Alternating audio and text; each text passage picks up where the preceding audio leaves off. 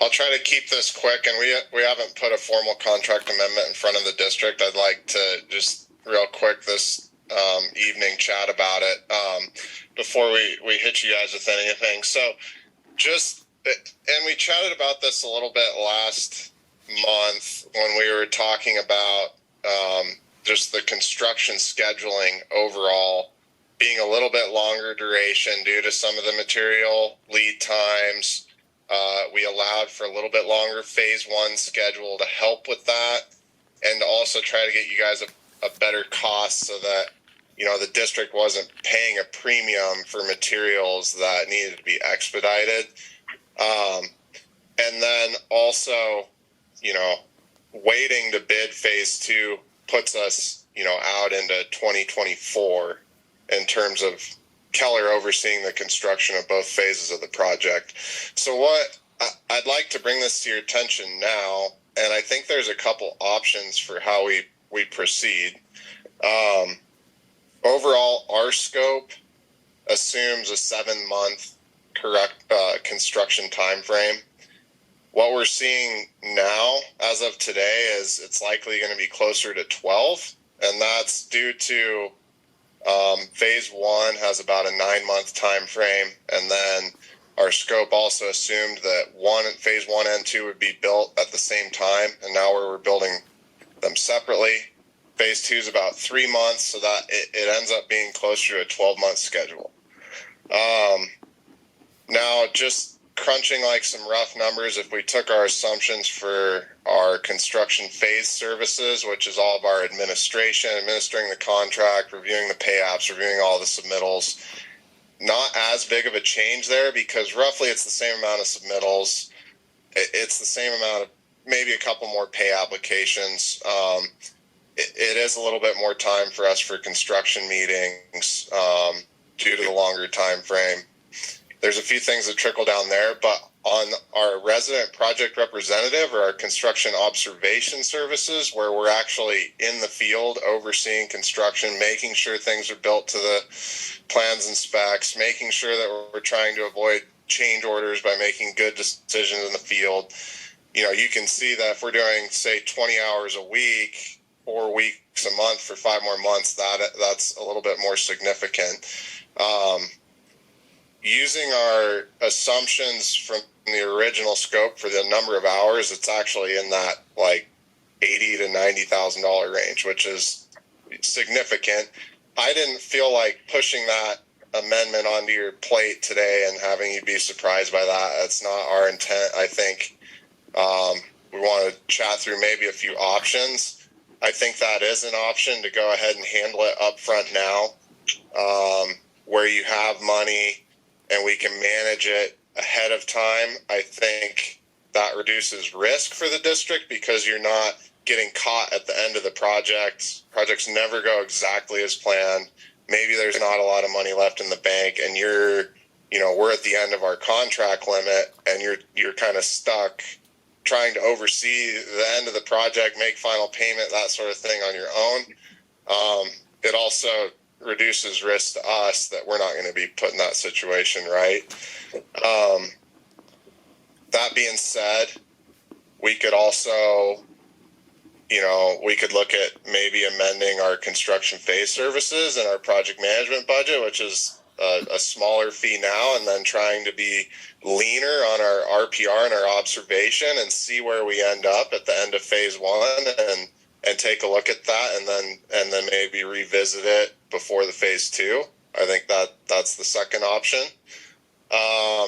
We could rewrite our assumptions in the contract for the number of hours that we're going to spend throughout the whole project to maybe reduce the amount of RPR time in the field from 20 hours a week to 15 hours a week and see where we end up there. Ben, could you clarify the RPR?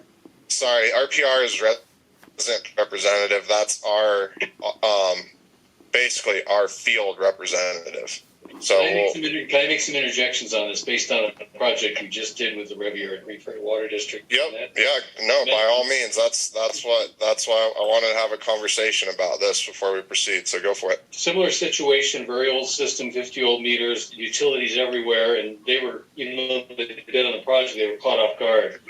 The project had significant delays because of utilities, change orders because of things they wouldn't have expected. And I think we're going to be expecting a lot of that. Very highly, they're going to meet the project construction time at this point based on recent experiences. Mm-hmm. We need to plan if this is going to drag out. I also believe we can't skimp on project representation with what is going on at this point, especially with all the complexities going on Cape Horn Road. So I'm just kind of giving my 2 cents worth on what we've seen to be prepared. And a lot of the time what we see too, Bob, that is an investment that the district makes to have us in the field. But at the same time, you spend those dollars so that if no one's in the field watching the contractor, there's generally going to be more change orders, right? Yep. Like if there's no one there to help problem solve and work through those issues, report back to the engineer, generally you're going to be at more risk for the contractor to then be the one that's driving that process and interpreting the plans on their own without that engineer rep in the field. Give you a practical example, Ben. How many individual PRVs have we proposed for this project? There's 65. 65, okay. Those will go on the backside of the meter, and I can already see the change orders coming. Well, that line is sold and rotten. We have to replace the line and the meter with it. And we got 69 of them. And that's what I'm just wondering. We're going to see things like that. I mean, they know that's there. They know there's utilities in there. But I just think that we're going to be faced with a lot of that. And it's very important that the used engineering team be involved and protect the district, too, just based, again, on experience. Yeah.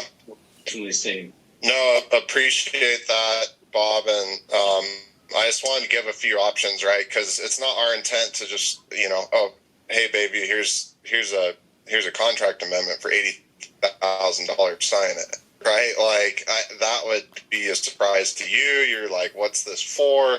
So I just wanted to chat through where we're at today. Looking ahead and planning our way towards the end of this project, making sure that we have a successful project. I think one thing that's a benefit on our observation services where we have a field representative is a time and materials contract. Mm-hmm. So we would obligate the funds in the contract, but it's not necessarily, we can still run as lean as we want and spend that on a time and materials basis when it's needed and not be in the field when we don't need to be in the field, right? But at least it's there, and we've planned for that cost and that extra 5 months of construction time.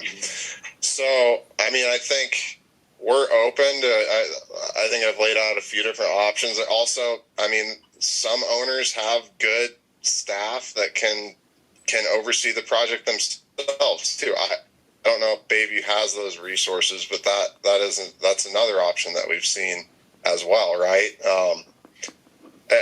I guess it's up to you how you like to proceed, but that's where we're at right now. I think the only other thing I would add is when our contract does extend, where we're now into 2024. Obviously, with inflation, our staff have seen raises too. Our rates change, so it does give us a small opportunity to help compensate us on that side a little bit too, where we're having to pay our staff quite a bit more than when we wrote the contract 1.5 2 years ago. It's similar to the cost overruns, funding that you got for the construction. But yeah, I don't know if there's questions on that or any feedback or preference on proceeding. I hope I made sense. Well, I think it's reasonable that running 2 jobs is somewhat more efficient than running one and then running another one. Mm-hmm. That the time frame does extend out, but it's also reasonable to say that running one takes less time than running 2 at the same time. Mm-hmm. So I guess I'd look for some kind of proposal that treats the current job will use less time than running two jobs at one time. At the same time, making some allowances that yes, the water tank rehab is going to extend your contract out, and we want to cover that. That's a reasonable thing. And I'm not in favor of cutting back on the amount of inspection we do on this job. Okay. I think the tank one is Fairly simple job. It's pretty straightforward. Yeah. This one, there's given the contract and the type of work it is, it's open to, right? We need somebody there. And certainly we don't have that staff to do that. I don't want to see a big bill from Bob saying I have to live out there 24/7. Right. And I don't think you have to live out there 24/7. So that also is because then you're representing, it's your project. I want to make sure your representative is there to see to it that things are done right. And especially as these change orders come along, then you can verify yes and no, this is correct or no, this is not. And they should have. What's going to come up is, well, we didn't know it was like this. Well, you should have known. You had the opportunity to bid all these documents.